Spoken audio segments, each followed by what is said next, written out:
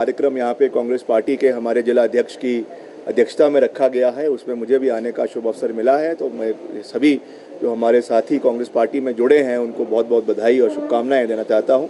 और मिलकर, जैसा मैंने कहा कि हम यहाँ के विकास कार्यों को गति प्रदान करेंगे, क्षेत्र में ज़्यादा से ज़्यादा रोज़गार के साधन पैदा हो, ज़्यादा से ज़्यादा शिक्षा संस्थान हो और हमारे जो विकास के कार्य हैं उनको गति मिले।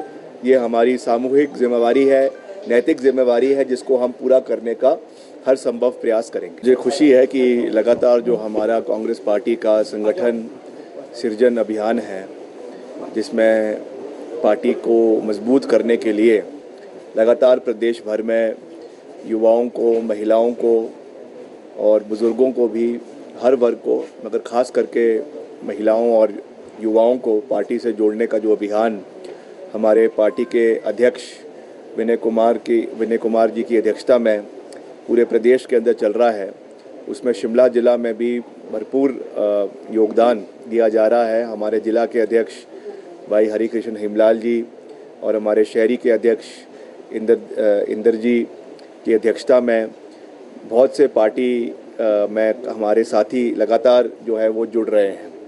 और हम भी ये प्रयास करते हैं कि जो भी हमारे युवा साथी हैं उनके साथ एक निरंतर जनसंपर्क हो, उनकी बातों को सुना जाए और जो हमारे युवा के साथ साथ छात्र साथी है प्रदेश और देश के अंदर, उनकी आवाज़ को भी मजबूत किया जाए।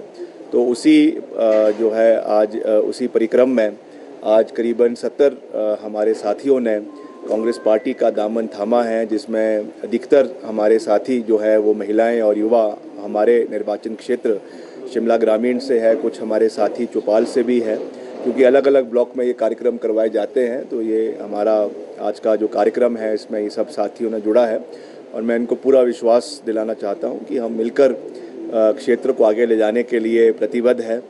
शिमला ग्रामीण जो मेरा अपना निर्वाचन क्षेत्र है, वहाँ पे ऐतिहासिक विकास कार्य हो रहे हैं। करीबन 600 करोड़ के विकास कार्य आज की डेट में वहाँ पे चले हुए हैं, जिसमें बहुत बड़े बड़े प्रोजेक्ट्स चले हुए हैं। अभी आपने देखा कुछ दिन पहले ही मैं जो हमारा एक युवाओं के लिए हम एक बहुत बड़ा इंडोर स्टेडियम बना रहे हैं, जिसका काम अभी थोड़े समय के लिए रुक गया था।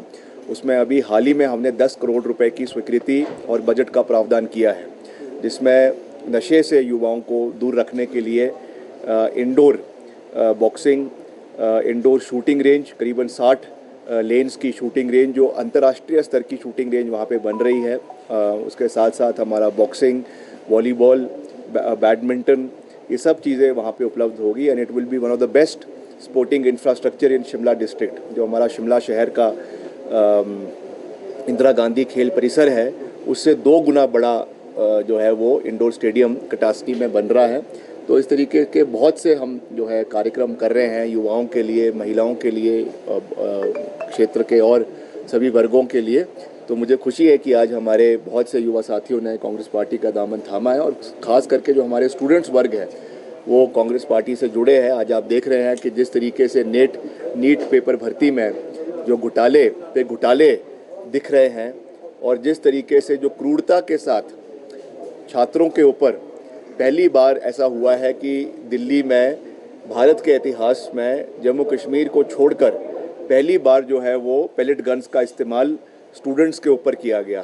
उसमें कितने लोगों की आंखों पे वो लगा, कितने के बॉडी पे उसका जख्म आज भी हमको न्यूज़ के माध्यम से, सोशल मीडिया के माध्यम से देखने को मिले, जिसकी पुष्टि जो है एम्स के डॉक्टर्स ने भी करी है। राहुल गांधी जी ने इस विषय को बहुत गंभीरता से उठाया है।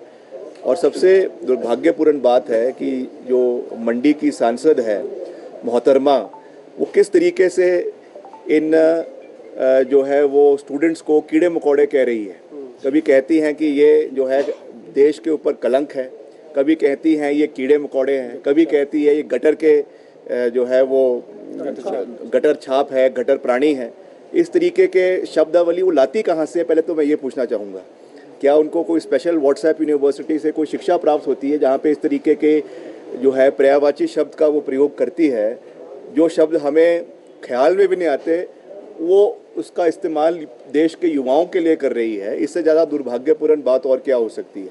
वो एक चुनी हुई प्रतिनिधि है, वो अपने क्षेत्र की बात करे, मंडी संसदीय क्षेत्र में कितना पैसा वो लेकर आई, कितना पैसा उन्होंने दिया, कितनी बार वो वहाँ के लोगों के साथ खड़ी रही, उसके बारे में बात करनी चाहिए। इतना जो है वो जहर देश के युवाओं के बारे में उगलना, इससे बड़ा दुर्भाग्यपूर्ण बात और कोई नहीं हो सकता है। और सबसे विडंबना की बात यह है कि जिनको वो गटर छाप कह रही है, जेपी नड्डा जी, उन्हीं के साथ बैठकर जो है वो जॉइंट प्रेस कॉन्फ्रेंस कर रहे हैं, उन्हीं के साथ बैठकर जो है वो समझौता कर रहे हैं। तो ये उनको तय करना चाहिए कि समझौता गटर छाप के साथ नहीं हो रहा है, समझौता देश के युवाओं के साथ, देश के भविष्य के साथ हो रहा है।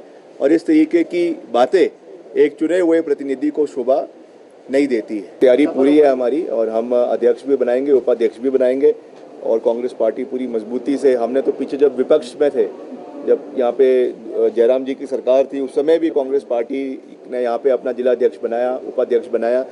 तो मुझे पूरा विश्वास है इसके बारे में हम बैठेंगे और बैठे भी है। अभी मैं सभी हमारे साथी जो मंत्रीगण हैं, विधायकगण हैं, उनके साथ चर्चा करेंगे, सभी जो हमारे जिला परिषद के साथी उनके साथ करेंगे और पूरी बहुमत के साथ यहाँ पे कांग्रेस पार्टी का ही अध्यक्ष भी बनेगा और उपाध्यक्ष भी बनेगा। भाजपा का तो दावा है सर कि जो शिमला लंबे वक्त से कांग्रेस के कब्जे में रहा, इस बार भाजपा के कब्जे में जाने वाला है। दावा तो वो बहुत अच्छा करते हैं, मगर जो है परिणाम वो हवा हवाई होगा, परिणाम जो है वो कांग्रेस पार्टी के पक्ष में रहेंगे।